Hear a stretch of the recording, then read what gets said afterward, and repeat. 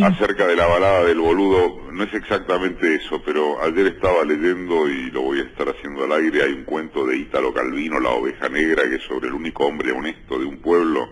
Ay, qué lindo. Donde todos roban. Lo quiero recomendar porque ayer lo leí y es un placer de lectura muy interesante. Bueno, ¿cómo andan? Bien, aquí tratando de sobrevivir, intentando que la lluvia nos ordene un poco. Está medio despelotado el clima, para ser coherente con todo, es todo un gran despelote. Sí, cuando hay estos grandes despelotes conviene remarcar algunos aspectos de aquello que uno en sentido generalista, este medio, por ejemplo, ha venido remarcando, porque cuando están las cosas despelotadas se pierden de vista los ejes, ¿no? Me meto en un terreno que es mucho más, por ejemplo, de Martín que mío, que es el tema de Ecuador. Vamos a hablar de eso en un ratito, ¿eh? Claro, pero yo me quiero referir, no voy a meterme en la Métase. No, está bien, es un prurito, pero estás vos, en la radio tenemos gente como Serrano Mancilla, que hoy además escribe una muy buena nota en página, las obviedades de en qué termina un acuerdo con el Fondo Monetario Internacional. No, pero me refiero, ¿sabes a qué? A la cantidad de colegas que han descubierto la crisis en Ecuador de la noche a la mañana, incluso con enviados especiales, y con una notable diferenciación respecto de lo que es, por ejemplo, la actitud del gobierno de Lenín Moreno y lo que se considera la dictadura ya asentada de Venezuela. Pero hasta el martes, yo diría, Martín, no había una línea en los medios argentinos sobre la crisis de Ecuador. Y el tema ya estaba. Incluso el propio diario, Página, porque hablábamos de Serrano Mancilla, fíjate que publica hoy, acompañando la nota central, una muy buena cronología de cómo se dio el estallido en Ecuador a partir del tarifazo y el ajuste. Pero el tema no existió para los medios argentinos. Esto es lo que quería resaltar. Y es un tema grandecito. Además, hay una característica histórica reciente en Ecuador. Hubo una década de Correa, entonces hay críticas a la década de Correa, que en realidad es estabilidad, porque además Correa fue votado, plebiscitado, referéndum, reforma constitucional. Esos fueron 10 años. En los 10 años anteriores hubo 7 presidentes. Entre otras cosas, por estas cosas.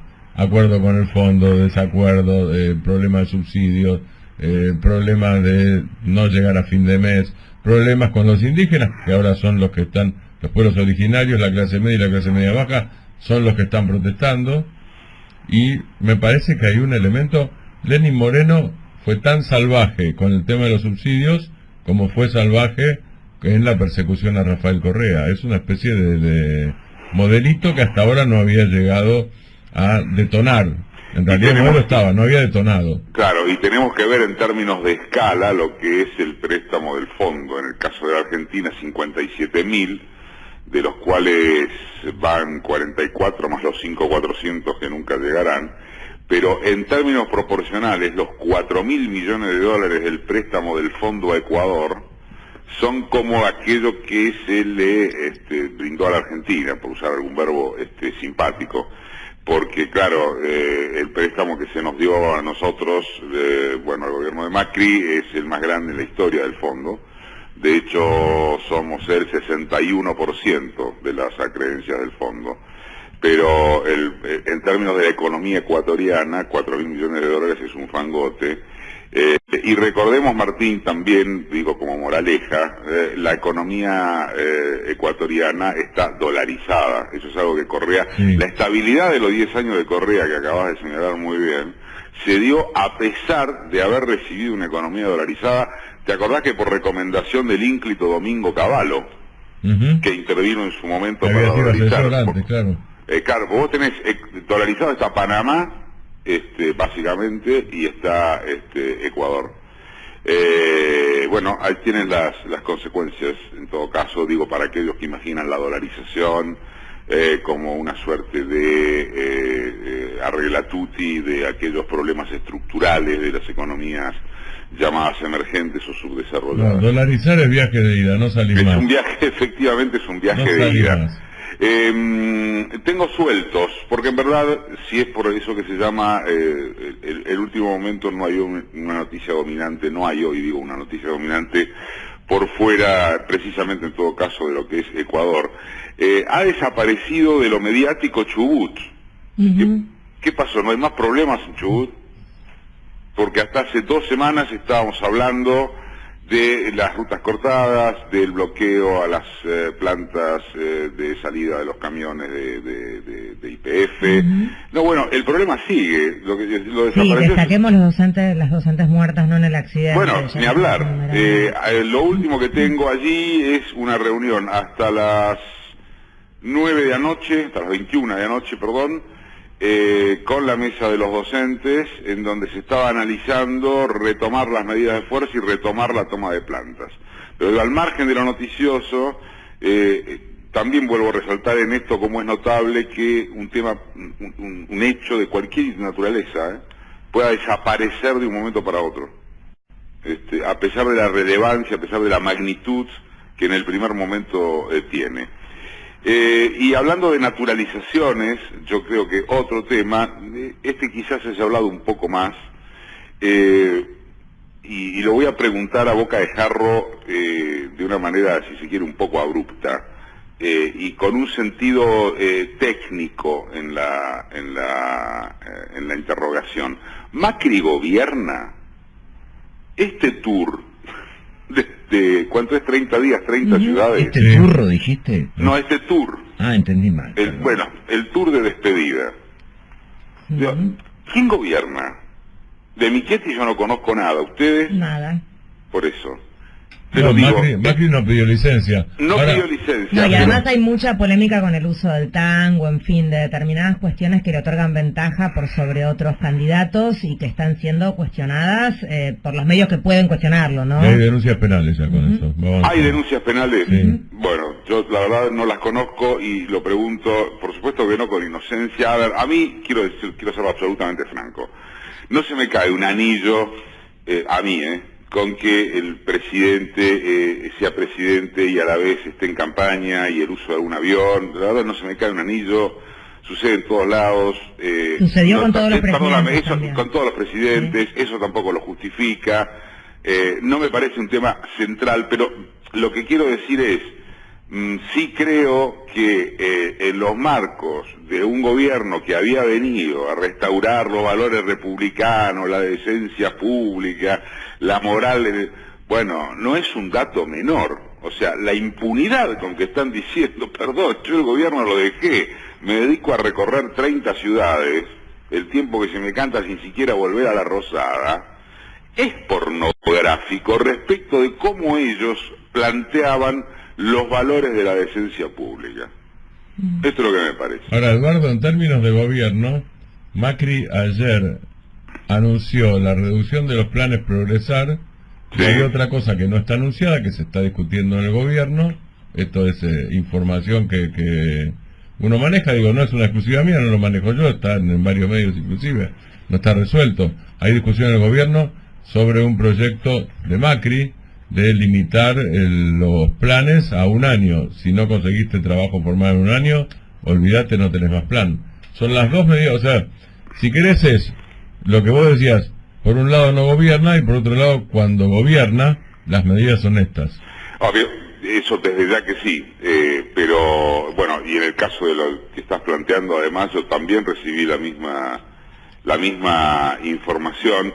Pasa que con respecto a aquello que va planteando a medida que sigue su tour de despedida, la atención es muy poca en torno, no ya de lo que dice, sino de lo que promete o de los proyectos al respecto, porque se trata de gobiernos de salida, y si encima lo empalmás con el conjunto de informaciones de los últimos 7 días, ponele, encima lo que hace le sale mal en términos judiciales, ¿no? Está el caso del IVA y del impuesto a la ganancia que le bochó la Corte, y encima ayer en la declaración de inconstitucionalidad del recorte a las indemnizaciones.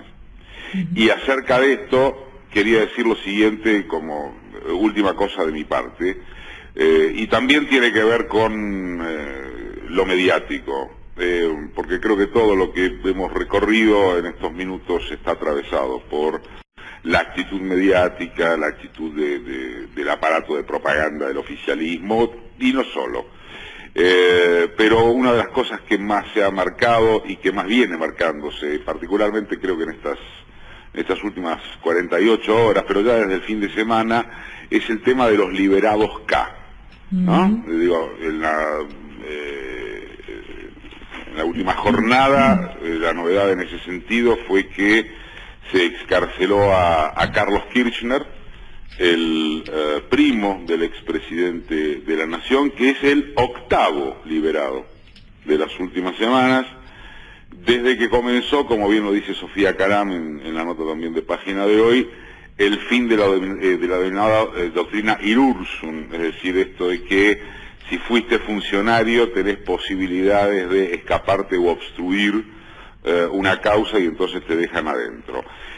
La mayoría, en la inmensa mayoría de los casos, creo que en todos los casos, se ha hablado concretamente de que llegaron los tiempos K en la justicia, de que esto es lo que va a ocurrir, y que la justicia finalmente siempre ha sido oficialista, y lo digo también con toda sinceridad, esto efectivamente ha sido así.